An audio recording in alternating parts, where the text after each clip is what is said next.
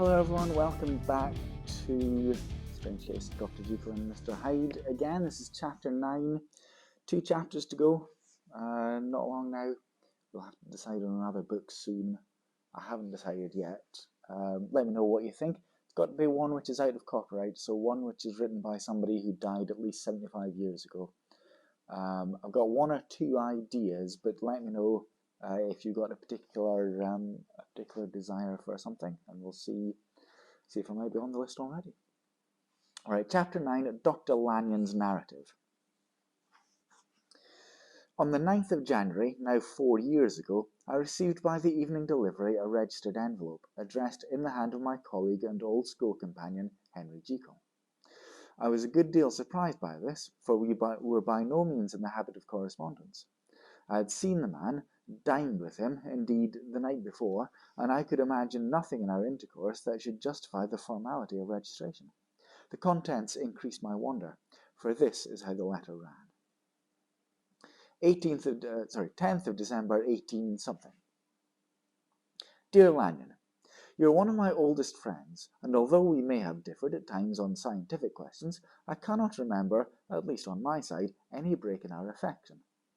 There was never a day when, if you had said to me, Jekyll, my life, my honour, my reason depend upon you, I would not have sacrificed my fortune or my left hand to help you.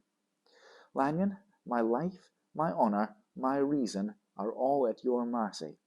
If you fail me tonight, I am lost. You might suppose, after this preface, that I am going to ask you for something dishonourable to grant. Judge for yourself. I want you to postpone all other engagements for tonight. Even if you are summoned to the bedside of an emperor, to take a cab, unless your carriage should be actually at the door, and with this letter in your hand for consultation, to drive straight to my house. Poole, my butler, has his orders. You will find him waiting your arrival with a locksmith.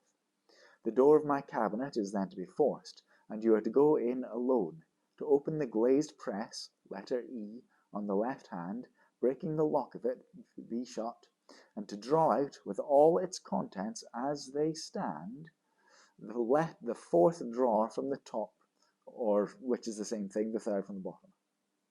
In my extreme distress of mind, I have a morbid fear of misdirecting you, but even if I am in error, you may know the right drawer by its contents, some powders, a vial, and a paper book. This drawer I beg of you to carry back with you to Cambridge Square exactly as it stands. That is the first part of your service. For now, the second. You should be back, if you set out at once on the receipt of this, long before midnight.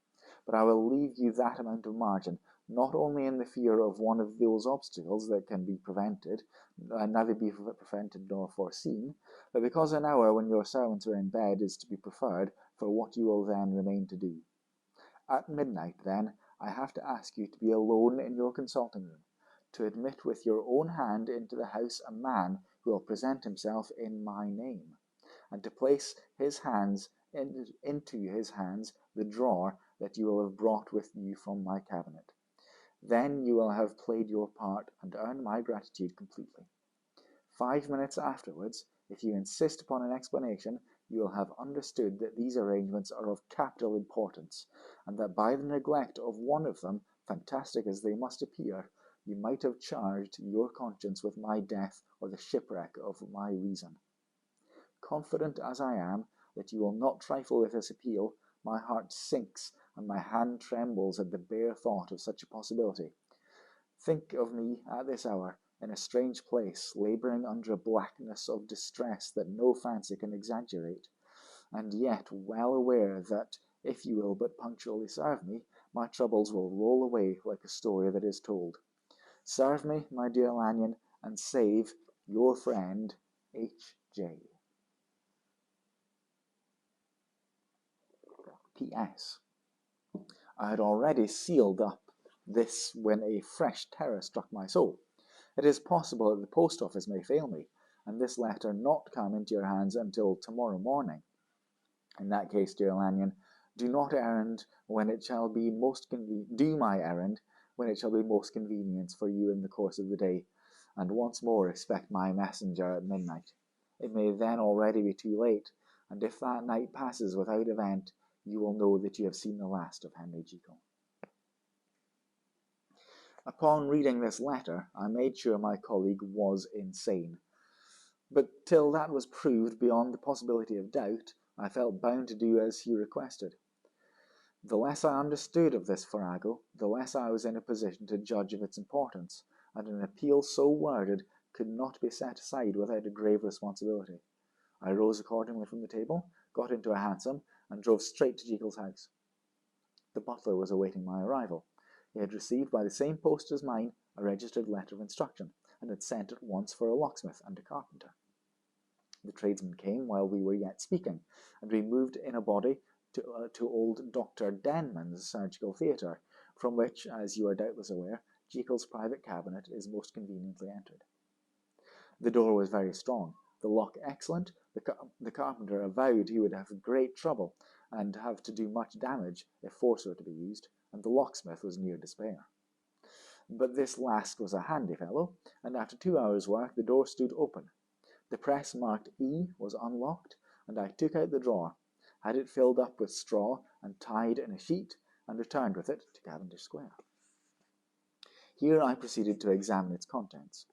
The powders were neatly enough made up, but not with the nicety of the dispensing chemist, so that it was plain they were of Jekyll's private manufacture, and when I opened one of the wrappers, I found what seemed to me a simple crystalline salt of a white colour.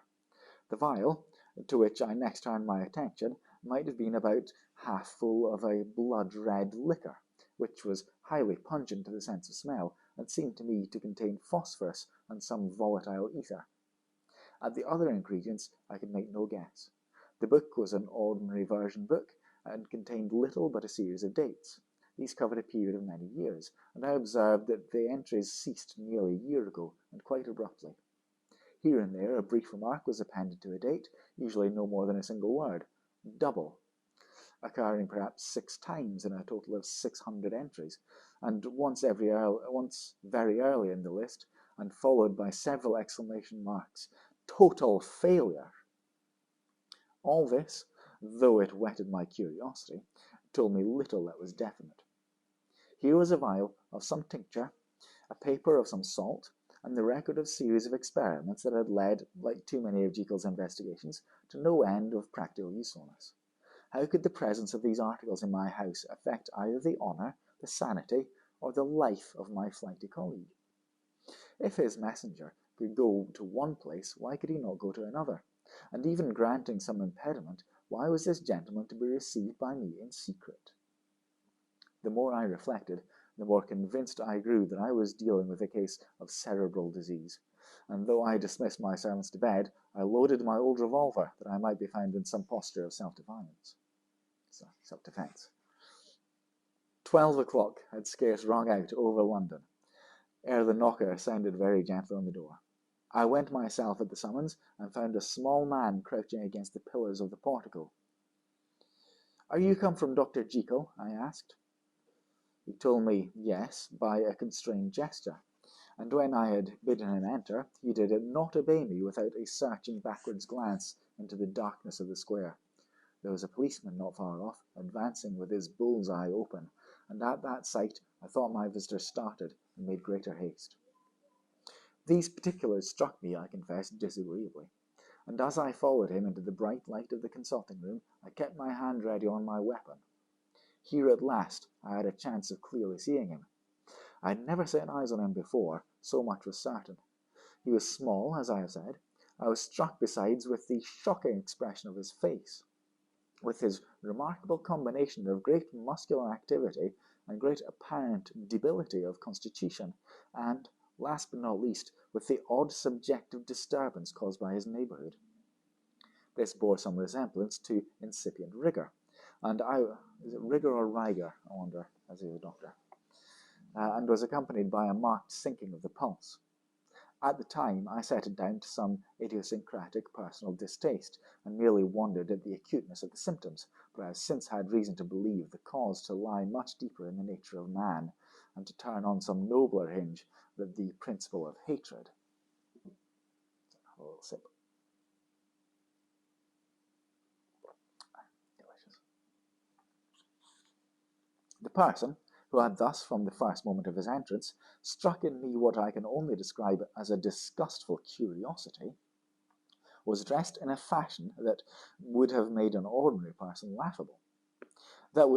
His clothes, that is to say, although they were of rich and sober fabric, were enormously too large for him in every measurement, the trousers hanging on his legs and rolled up to keep them from the ground, the waist of the coat below his haunches, and the collar sprawling wide upon his shoulders.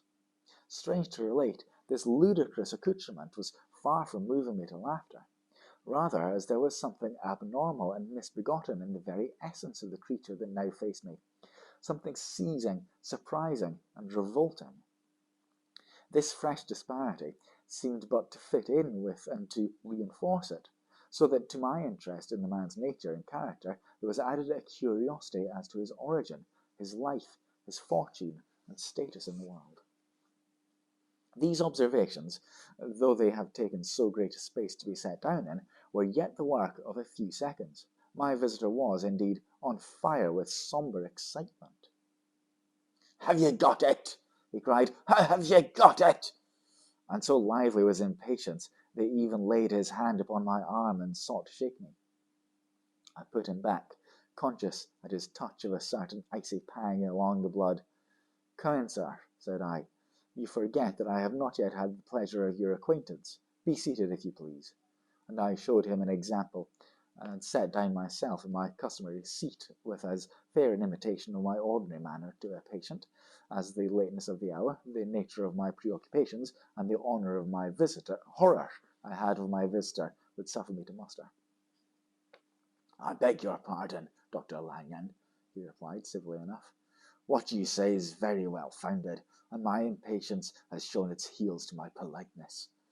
I come here at the insistence of your colleague, Dr. Henry Jekyll, on a piece of business of some moment, and I understood—" He paused and put his hand to his throat, and I could see, in spite of his collected manner, that he was wrestling against the approaches of the hysteria. "I understood a drawer." But here I took pity on my visitor's suspense, and some perhaps on my own growing curiosity. "There it is, sir," I said, pointing to the drawer, where it lay on the floor behind a table, and still covered with a sheet. He sprang to it, and then paused, and laid his hand upon his heart. I could hear his teeth grate with the convulsive action of his jaws, and his face was so ghastly to see that I grew alarmed both for his life and reason. "Compose yourself," said I. Another little sip, I think. He turned a dreadful smile to me, and, as if with the deception of despair, plucked away the sheet. At sight of the contents he uttered one loud sob of such immense relief that I sat petrified, and the next moment, in a voice that was already fairly well under control, "Have you a graduated glass?" he asked. I rose from my place with something of an effort, and I gave him what he asked. He thanked me with a smiling nod, measured out a few minims of the red tincture, and added one of the powders. The mixture, which was at first of a reddish hue, began, in proportion as the crystals melted, to brighten in colour, to effervesce audibly, and to throw off small fumes of vapour. Suddenly, and at the same moment, the ebullition ceased, and the compound changed to a dark purple, which faded again more slowly to a watery green. My visitor, who had watched these metamorphoses with a keen eye, smiled, set down the glass upon the table, and then turned and looked upon me with an air of scrutiny.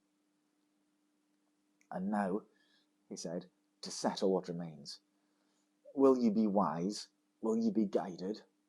Will you suffer me to take this glass in my hand, and to go forth from your house without further parley?